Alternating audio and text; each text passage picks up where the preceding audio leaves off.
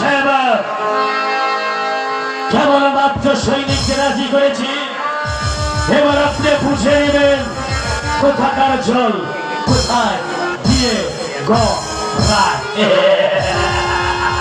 আরেকটি কথা আপনারা গানে ঘরে শুনে দেখুন। ওই ভারতবর্ষে আপনারা শুনেছেন মির্জাফর বলে কেউ আছে, কিন্তু আপনারা ঘুরি নড়ে ওই মির্জাফরকে দেখতে পারি। আজ আপনারা দু চোখে দেখে যান যে সেই মির্জাফর, এই সেই মির্জাফর।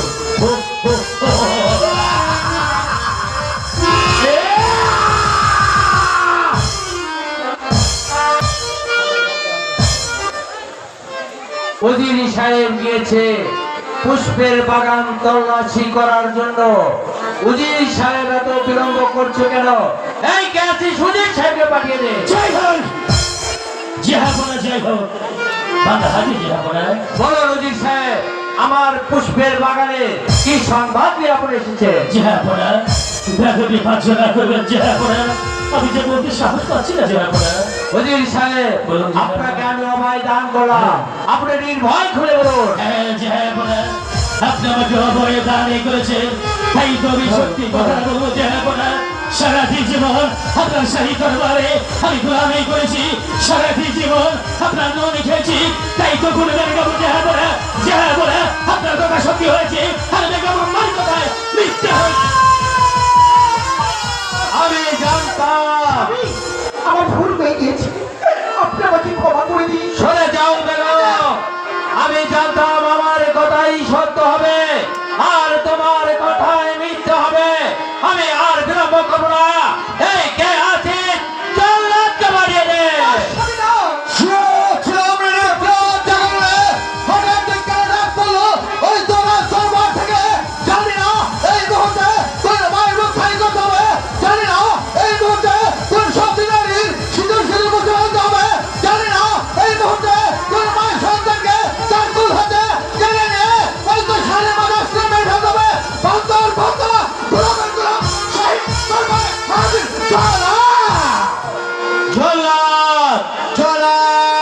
আর বিলম্ব করবো না।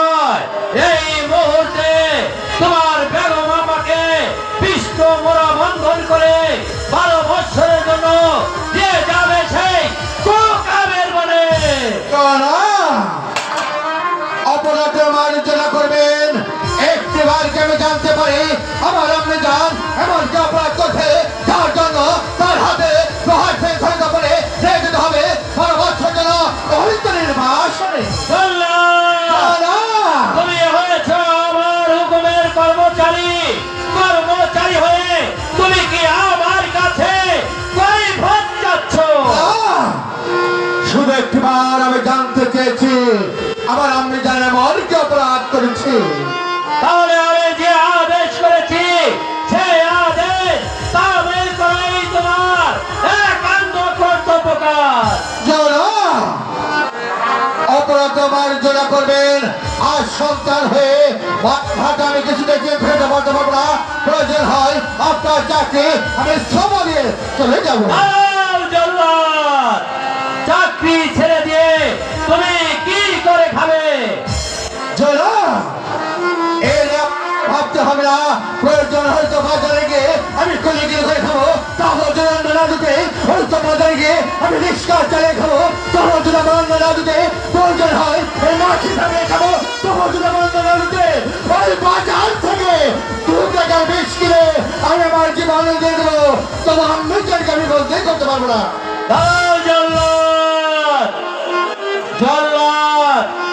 মনে কি পড়ে তোমার সেই পুরনো দিনের কথা? একদিন কনকনা শীতের মধ্যে রাস্তায় রাস্তায় ঘুরে বেরিয়েছ, কেউ দেয়নি তোমাকে একই মুষ্ট অন্ন। আমি তোমাকে তুলে নে আমার এই রাজপ্রাসাদে দিয়েছি জল্লাদের চাকরি। আমি কিছুই বলে যাইনি, যেদিন কিনা একটা মুষ্ট অন্নের জন্য আমি মানুষের দ্বারে দ্বারে ঘুরেছিলাম, সেদিন আমাকে কেউ অন্ন দেয়নি। ওই তো রাস্তা থেকে তুলে এনে আপনি খাই দিয়েছেন এই রাজদরবারে। আরে তুলে দিয়েছিল আমার মায়ের জন্মের পরে মায়ের ভালোবাসা কাকে বলে আমি ছোট জানি কখনো পেয়ে দেখিনি। সেদিন আমার মায়ের হাতে তুলে দিয়েছিলেন, সেদিন যে আমি সমস্ত দুঃখ ভুলে গেছিলাম। ওই দিন তো আপনাকে আমার পিতা আসনে বসেছি, আমি লক্ষণ ব্যক্তি আদেশে পালন করতে দুটি ভাই গেছিল 12 বছরের জন্য নির্বাসনে। ওই তো সাঁতারে পর্বতে মহামারী বছর করে লক্ষ্মীদারকে ধ্বংস করতে তার লাগেছিল। আজ নয় আমি আমার পিতার আদেশে পালন করতে আমার মা জননীকে নিয়ে যাব 12 বছরের জন্য নির্বাসনে। জল্লাদ, তাই যদি মেরে থাকো তাহলে আমি তোমার পিতা হয়ে আদেশ করছি, উঠাও তোমার এই হাতের হাতিয়ার। মা বাবু, আমি তোমার হতভাগা সন্তান, তুমি সত্যি সত্যি আমাকে বন্দি করলে। আমি যে হুকুমের গোলাম মা, আমার তো কিছু করার নেই। জল্লাদ, আর বিলম্ব করবে নয়, এই মুহূর্তে আমার ঈশানের মুখ হতে তুমি নিয়ে চলে যাও। জল্লাদ, চলো সংগ্রাম। কি বাবা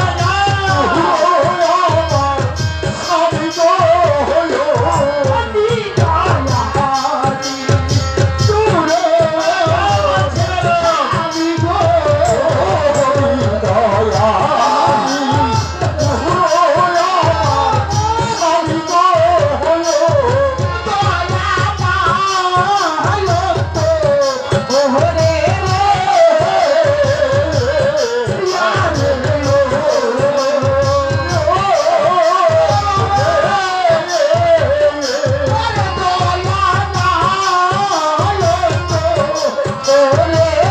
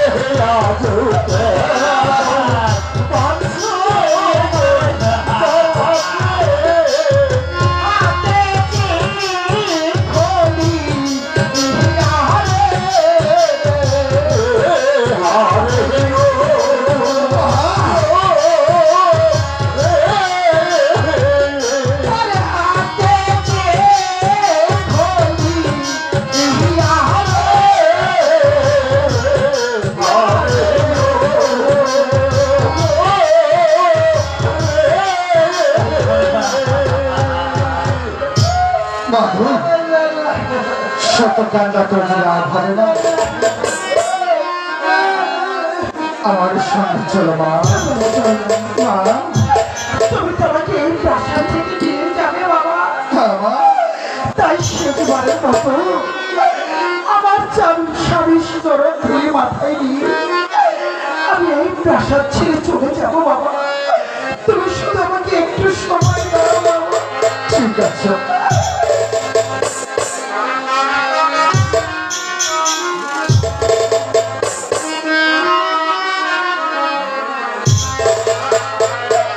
আরতি